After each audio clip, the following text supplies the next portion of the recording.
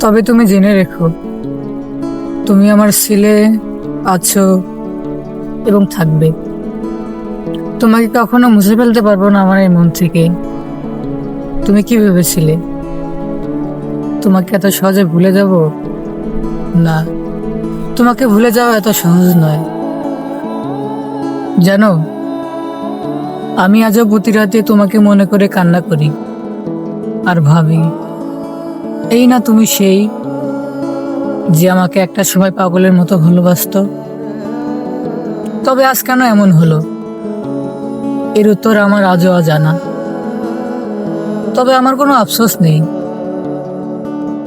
আমি তোমাকে পাইনি তো কি হয়েছে? যে তোমাকে পাইছে, তুমি যার হইছো, আমি দোয়া করি তুমি সারা জীবন সুখে থাকো।